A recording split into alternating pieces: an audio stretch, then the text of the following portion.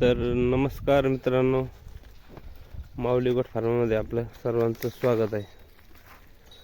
तर आपला आज विषय आहे, बंदिस्त शेळी पालन करायला पाहिजे का अर्ध बंदिस्त, या दोन्ही मधला फरक काय आहे.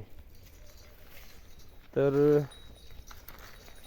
बंदिस्त जे शेळी पालन जातं त्यांना आपल्याला जागेवर खुराक जास्त द्यावा लागतो, आणि जे अर्धबंदिस्त राहतं त्यांना चारा थोडाफार कमी लागतो आणि आपली एक वेळेसची वैरणच कमी लागते. उदाहरणार्थ तास 2 तास जरी सोडले तर आपण बंदिस्तमध्ये आपल्याला चारा जास्त लागतो, आणि ज्यांना बंदिस्तसाठी चरण्यासाठी जागा नाही त्यांना 100% बंदिस्तच करावं लागते. पण हिवाळ्यापासून आपल्याकडे सरकीचे त्याचे रान जर शेत मोकळे झाले तर आपल्याला तास 2 तास फिरवायला काही अडचण येत नाही. त्यामुळे फिरले थोडेफार पाणी पितात हिवाळ्याचे, आणि त्यांच्या अंगावर चकाकी बी चांगली राहते. आणि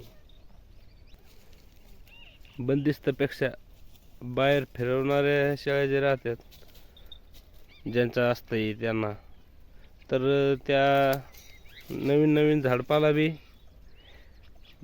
त्यांना जे आपण टॉनिक ते देतो ते त्यांना बाहेरून औषधच मिळाल्याने मिळते. त्यामुळं आपण शेळी फिरवली तर आपल्याला 12 प्रकारचे नमुने खाणारी शेळी असते. त्यामुळं आपण बंदिस्त असलं का आपल्याकडं आपण सर्वच आपण त्यांना काही आणून टाकत नाही. जे आपल्याकडं फिक्स चारे आहेत तेच आपण त्यांना देत असतो. आणि फिरस्तीमध्ये हे पहा, आता आपण काँग्रेसचे झाडं आपण उपटून तरी देतो का त्यांना खायला, पण इथं काँग्रेसचे झाडं सुद्धा ते खातात.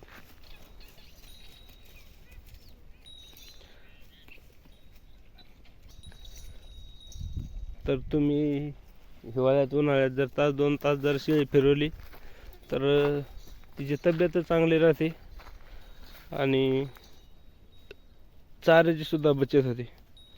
आता आपल्याकडे चारा जो होता स्मार्ट नेपियर तर ते आता सध्याला कमी झालेत. त्यामुळं आपण जर 8-15 दिवस फिरवले तर त्याची बी वाढ होईल. आणि आपले 1-2 महिन्याची जर पिल्ली जरी असतील शेळीची तर ते काय चरण्यासाठी सोडायचे नाही, कारण त्यांना ऊन वातावरण सहन होत नाही, आणि त्यामुळे ते घरी आपण काही टाकलं तरी खातात, आणि कमी जरी खायला असलं तरी ते तंदुरुस्त राहतात. आणि आपण जर असे बाहेर फिरायला जर सोडले तर ते 99% खराबच होतात. त्यामुळे आपण लहान पिल्ले जर असतील 2-3 महिन्याचे तर त्यांना बाहेर फिरण्यासाठी सोडत नाहीत.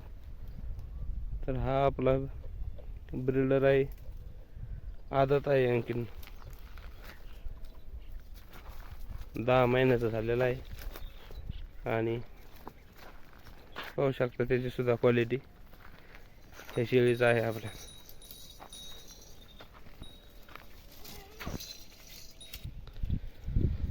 आणि आपल्या शेळ्याचा एक विशेष आहे, तर आपल्याला वाटतं आता आपण बंदिस्त केल्यावर बाहेर सोडायला नाही पाहिजे. तर मित्रांनो, तसं काही नाही. आपण जर बंदिस्त ठेवले तर बंदिस्त राहतात, आणि बाहेर चरायला सोडल्या तास 2 तास तर कधीमधी तरी बी चरतात. त्यामुळे आपण बंदिस्तच केलंय ना आता सोडायचं नाही असा काही विषय नसतोय.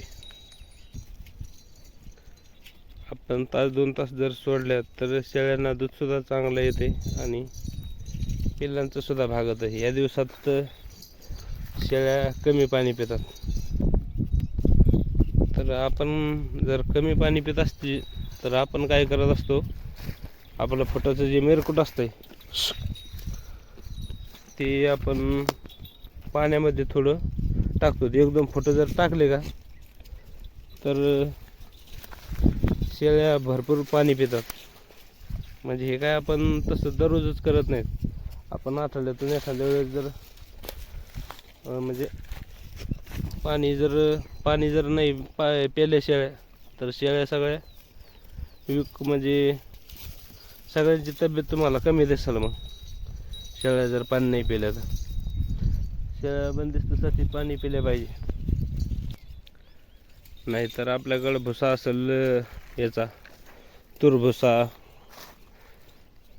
कडबा, याची जर आपण वैरण जर दिली त्यांना, तर शेळ्या पाणी पितात आणि सुका चारा म्हणून वापरण्यात येतो. आता ह्या दिवसात तुम्ही सुक्या चाऱ्याचं स्टॉक करून ठेवा. तर सुका चाऱ्याचे काय स्टॉक करून ठेवायला पाहिजे आपण, तर सुक्या चाऱ्यामध्ये आपण आता सध्या तुरभुसा मिळत आहे.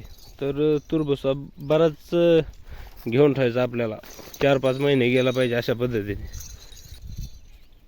सर्वात मेन म्हणजे आता जरी आपल्याला तुरभुसा नसला, आपण जर तास 2 तास फिरवल्या आणि तुरभुसा जर स्टॉक करून जरी ठेवला तरी काही अडचण नाही. पण पावसाळ्यात आपल्याला तुरभुसाची 100% गरज लागते.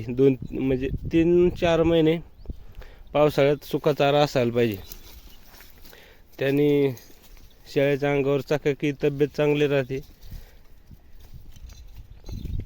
शेळ्या पाणी पितात.